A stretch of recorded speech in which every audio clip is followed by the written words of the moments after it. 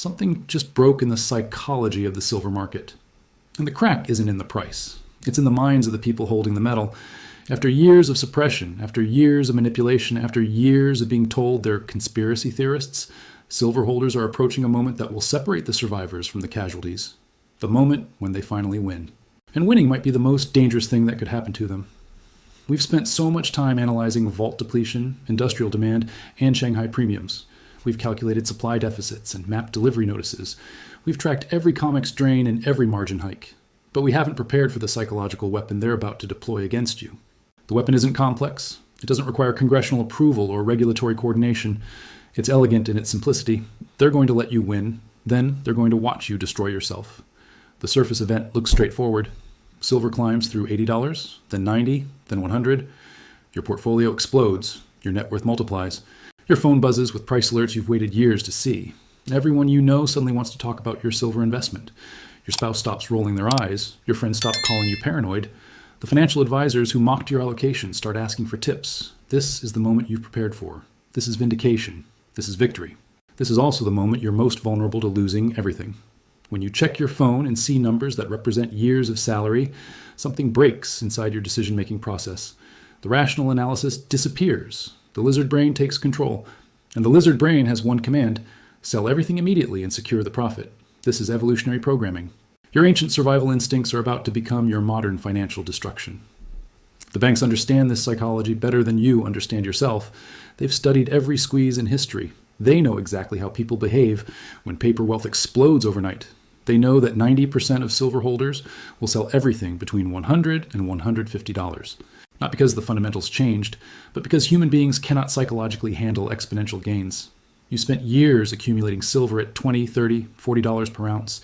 You calculated the industrial deficit. You understood the supply constraints. You recognized the mathematical inevitability of higher prices. But when those higher prices arrive, when the math proves correct, that's precisely when you will abandon the strategy and sell back to the very institutions you were fighting against. The banks are counting on this. They've positioned their entire defense around this psychological certainty. They don't need to suppress the price forever. They just need to let it rise high enough to trigger mass panic selling from retail holders. Then they scoop up the metal at a discount to what it will ultimately reach when the real shortage hits, when the industrial supply chains actually break, when governments start rationing strategic materials. This doesn't happen by accident. The timing is calculated. They've run the models. They know that when silver hits triple digits, the financial media will suddenly discover the story. CNBC will run silver segments. Bloomberg will interview silver analysts. This isn't validation of your thesis. This is the signal that institutional money needs retail sellers. The psychological manipulation is sophisticated. Headlines will scream about bubble territory. Charts will show exponential curves that look unsustainable. Experts will warn about speculative excess, all designed to trigger your anchor bias. Your brain is programmed to think $30 silver is normal. When you see $100, every cognitive bias screams that this is a bubble about to burst. But here's what your anchored brain cannot process. $50 isn't the ceiling, it's not even the floor. Adjusted for real inflation using consistent methodologies, the 1980 high of $50 equals approximately $600 today. If you sell at $100, you're not taking profits. You're giving up the moment the real move begins. The banks understand monetary debasement better than anyone. They create the currency. They know its true purchasing power. They know that in a hyperinflationary environment, all nominal prices become meaningless. What matters isn't the dollar price of silver. What matters is the silver price of everything else. Someone knew this moment would test every holder's resolve. Someone prepared for the psychological break that happens when paper gains become life-changing. Someone positioned to benefit from the predictable human response to extreme wealth creation. This move was prepared. While you were stacking ounces, they were studying behavior. While you were calculating deficits, they were mapping psychological triggers. While you were preparing for the price explosion, they were preparing for your reaction to the price explosion. And the reaction is always the same: panic. Euphoria followed immediately by terror. The overwhelming urge to secure gains before they disappear. The banks know that most people who held silver from $20 to $100 will sell everything between $100 and $120. They'll watch the price climb to $200 and kick themselves. They'll watch it hit $300 and feel physically ill, but they won't buy back in. Because by then, the price will feel too high, too risky, too volatile. This is the wealth transfer mechanism, not the suppression on the way down, the psychological manipulation on the way up. They suppress the price to accumulate your metal cheaply. Then they release the suppression and watch you sell it back to them at prices that feel high to you but are still cheap relative to the ultimate destination. You become the exit liquidity for their accumulation strategy. The banks don't just want you to sell your silver, they want you to sell it for dollars.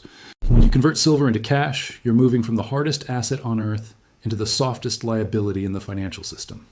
You're trading scarcity for abundance. You're trading real money for printed promises. In a currency crisis, this exchange becomes mathematically insane. You're swapping the solution for the problem. The dollars you receive from selling silver at 100 will buy less stuff 6 months later than the silver you sold. The gain becomes an illusion. You have more dollars but less purchasing power. This is the tragedy of the hyperinflationary winner. They become millionaires on paper but paupers in reality. The banks understand this dynamic perfectly. They've engineered an environment where winning feels like losing and losing feels like winning, where holding real assets feels risky and holding depreciating currency feels safe. The psychological inversion is complete. Up becomes down. Safe becomes dangerous. Scarcity becomes abundant. And at the center of this inversion sits the individual silver holder, watching their phone display numbers they've never seen before, feeling emotions they're not equipped to handle, facing decisions their brain isn't designed to make. The system depends on this moment of maximum vulnerability, when the gains become too large to ignore and too terrifying to hold, when your net worth swings by more than your annual salary in a single day, when friends start asking for loans, when family members suggest you take profits before it's too late. This is the stress test, not of the silver market, of the silver holder. Most will fail, not because they lack intelligence or commitment, but because they're human beings operating in an environment designed to exploit human psychology. The banks have studied every previous precious metals squeeze. They know the patterns. They know the psychological breaking points. They know exactly how much pressure the average investor can handle before panic takes over. They've calculated that 90% of retail silver holders will capitulate somewhere between $100 and $200 per ounce, long before the real supply shortage creates industrial panic, long before governments implement rationing, long before the price reaches levels that reflect actual scarcity. The mathematics of human behavior are as predictable as the mathematics of supply and demand, perhaps more predictable. This is why the first $100 is just the beginning. It's not the destination.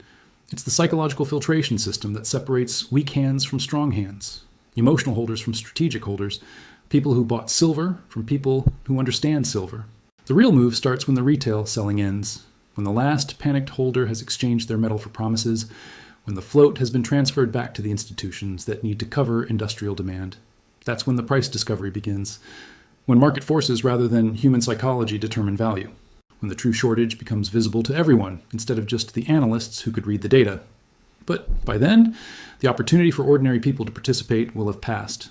The metal will be held by institutions, governments, and the few individuals who understood that the psychological war was more important than the price war. The system fragments in predictable ways. Paper markets lose connection to physical reality. Industrial buyers stop using futures exchanges and negotiate directly with miners. Retail access becomes restricted through rationing and allocation controls. The silver market becomes a professional market. The public gets priced out not by high prices, but by unavailability. The shortage becomes absolute rather than relative. This transition happens faster than most people expect. The psychological break occurs in weeks. The supply allocation shift occurs in months. The complete transformation from speculation to strategic materials management occurs in less than a year. We're not just watching the end of silver price suppression. We're watching the end of public access to silver markets.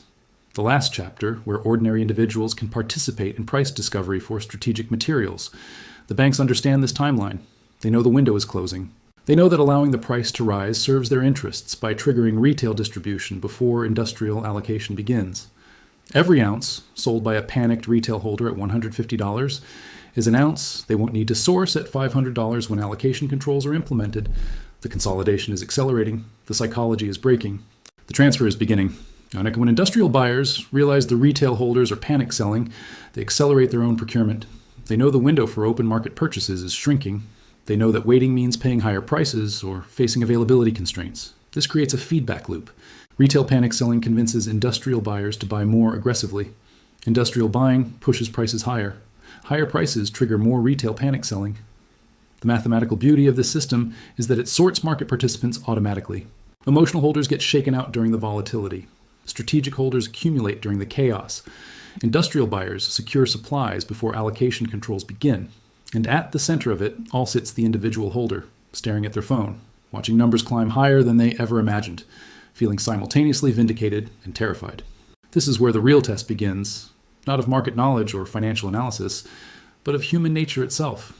The question isn't whether silver will hit $100. The question is whether you'll still be holding it when it does. The mechanics of the psychological trap are sophisticated. The banks know that human beings cannot separate price from value during extreme volatility. Price is what appears on your screen. Value is what the asset represents in the real economy. In a currency collapse, these measurements can diverge by orders of magnitude. Silver at $100 might be expensive in price terms, but cheap in value terms. If the dollar has lost purchasing power through inflation, then $100 silver equals $20 silver in stable currency terms.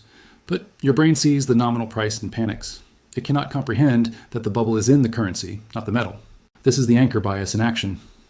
Your psychological reference points are locked to a monetary system that no longer exists. You're using yesterday's measuring stick to evaluate tomorrow's reality. The banks exploit this cognitive lag mercilessly. They know that human psychology adapts slowly to changing circumstances. They know that people will continue making financial decisions based on historical norms, even when those norms have been completely invalidated by current events. This creates a window of opportunity, a period where assets can be mispriced not because of supply and demand fundamentals, but because of psychological fundamentals. Because the market participants haven't adjusted their mental models to the new reality. Someone knew this window would open. Someone positioned to benefit from the mass psychological confusion that occurs when monetary systems break down. The strategy is elegant. Let the price rise high enough to trigger euphoria. Let holders feel vindicated and wealthy. Then watch human nature take over. When people feel wealthy on paper, they want to make that wealth real. They want to convert unrealized gains into lifestyle improvements. This desire is rational in normal circumstances, but these aren't normal circumstances. We're in the middle of a controlled demolition of the global monetary system. In a hyperinflationary environment, holding cash is financial suicide. The traditional safe havens become wealth destruction devices. But this reality takes years to become psychologically acceptable. Even when the evidence is overwhelming, most investors continue operating under the old paradigms. They sell their silver for dollars because that's what they've been conditioned to do. Take profits, secure gains, lock in returns. All of these concepts become inverted when the currency itself is the risk. The banks understand this inversion better than anyone. They created the system that's breaking down. They know its vulnerabilities. They know its psychological dependencies. They know that most people will continue trusting fiat currency long after that trust becomes mathematically irrational. They know that most people will sell real assets to buy fake assets, even as the fake assets lose purchasing power. This creates the perfect exit strategy for institutional holders. Let retail investors bid up the price of real assets. Then let human psychology drive those same investors back into depreciating currency at exactly the wrong time. The wealth transfer happens automatically. No complex manipulation required. No regulatory intervention needed. Just basic human psychology operating in an environment designed to exploit its predictable patterns. The solution isn't about timing the market. It's about changing the denominator. Instead of measuring wealth in dollars, measure it in real assets. Instead of selling silver for cash, trade silver for other forms of real wealth. The gold to silver ratio becomes the critical metric. Currently, it takes 80 ounces of silver to buy 1 ounce of gold. Historically, this ratio has averaged closer to 40 to 1. In monetary crises, it often drops to 15 to 1. When the silver squeeze intensifies, silver will outperform gold. It's a smaller market with more industrial applications. Gold might double while silver increases 5-fold. If you hold 1,000 ounces of silver today, you can exchange them for 12 ounces of gold. If the ratio compresses to 20 to 1, those same 1,000 ounces would buy 50 ounces of gold. You've increased your gold holdings by 400% without adding capital. This strategy solves multiple problems simultaneously. It captures the gains from the silver squeeze without requiring you to sell for depreciating currency. It moves you into a more stable precious metal before the volatility peaks. It positions you for the next phase of the monetary reset. Because after the silver squeeze peaks and crashes, after the retail holders have been shaken out, after the psychological warfare has sorted weak hands from strong hands, gold becomes the center of attention. Central banks hold gold, not silver. Government reserves are measured in gold, not silver. International settlements use gold, not silver. When the monetary system resets, gold will likely be the foundation. By executing the ratio trade, you're positioning yourself ahead of this transition. You're moving from the speculative metal to the monetary metal before the crowd realizes the game has changed. The timing requires patience. You cannot execute this trade based on dollar prices. You must wait for the ratio to compress. You must watch silver outperform gold significantly before making the swap. This might happen at $100 silver. It might happen at $200 silver. It might happen at $300 silver. The dollar price is irrelevant. The ratio is everything. When silver trades at 15 times the price of gold instead of 80 times the price of gold, that's your signal. That's when you execute the trade. That's when you convert explosive gains into stable wealth. This strategy requires psychological discipline. You must overcome your emotional attachment to silver. You must treat it as a vehicle rather than a destination. This emotional detachment is the most difficult aspect. Silver holders develop personal relationships with their stacks. They love the symbolism. They identify with the anti-establishment narrative. Selling feels like betrayal, like abandoning principles for profit. But financial markets don't reward emotional attachments. They reward strategic thinking. They reward optimal decisions even when uncomfortable. The banks rely on emotional decision-making from retail investors. They profit from the psychological inability to sell appreciated assets. The goal isn't to stick it to the banks. The goal is to preserve wealth across a monetary system transition. If that requires trading silver for gold at optimal ratios, then that's what strategic thinking demands. If that requires ignoring your emotional attachment to specific metals, then that's what wealth preservation requires. The system is designed to exploit emotional decision-making. The only defense is analytical decision-making. The only protection is mathematical thinking. Numbers don't lie. Ratios don't manipulate. Mathematics doesn't have emotional attachments or political agendas. When the gold to silver ratio compresses to historical lows, it's telling you something important about relative values. When it expands to historical highs, it's providing different information about optimal positioning. Ignoring this information because of emotional attachment to silver is exactly the kind of mistake the system is designed to encourage, exactly the kind of psychological error that transfers wealth from retail holders to institutional players. The escape route exists. The mathematical pathway to wealth preservation is clear. The strategic framework for navigating monetary chaos is available. But it requires abandoning the psychological comfort of simple narratives. It requires embracing the complexity of dynamic asset allocation. It requires making decisions that feel wrong in order to achieve outcomes that are right. Most people cannot make this transition. Most people cannot separate strategy from emotion. Most people cannot treat their investments as financial instruments rather than personal crusades. This is why wealth transfers occur. This is why crises redistribute capital from the many to the few. This is why psychological warfare is more effective than price manipulation. The banks don't need to suppress prices forever. They just need to exploit human psychology at critical moments. They just need to let people destroy their own wealth through predictable emotional responses to unpredictable circumstances. The silver squeeze will test every holder's ability to think strategically under pressure, to make optimal decisions when emotions are screaming for suboptimal choices, to preserve wealth when preservation requires counterintuitive actions. The mathematics are clear. The historical patterns are documented. The strategic pathways are mapped. But knowing the theory and executing the practice are completely different challenges. One requires understanding markets. The other requires understanding yourself. The psychological pressure will be unlike anything most people have experienced. Your net worth will swing by multiples of your annual income in single sessions. Friends will offer unsolicited advice. Family members will suggest taking profits. The financial media will run stories about silver bubbles. Experts will warn about historical crashes. Charts will show exponential moves that look unsustainable. Every external voice will reinforce the pressure to sell. Every internal fear will amplify the message to secure gains before they disappear. This is the designed outcome. The system depends on this psychological pressure. It profits from the inability of most people to separate short-term volatility from long-term value preservation. The escape route requires rejecting this psychological manipulation.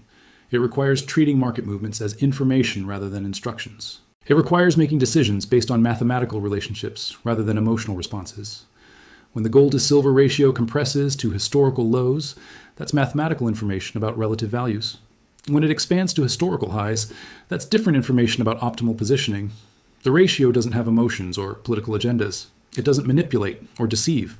It simply reflects the mathematical relationship between two monetary metals across different market conditions. Following this mathematical guidance instead of psychological impulses is how wealth gets preserved during monetary system transitions. It's how strategic holders distinguish themselves from emotional traders. It's how the few benefit from crises that destroy the many. The question isn't whether you know what to do when silver hits $100. The question is whether you'll actually do it when every instinct screams for you to do something else.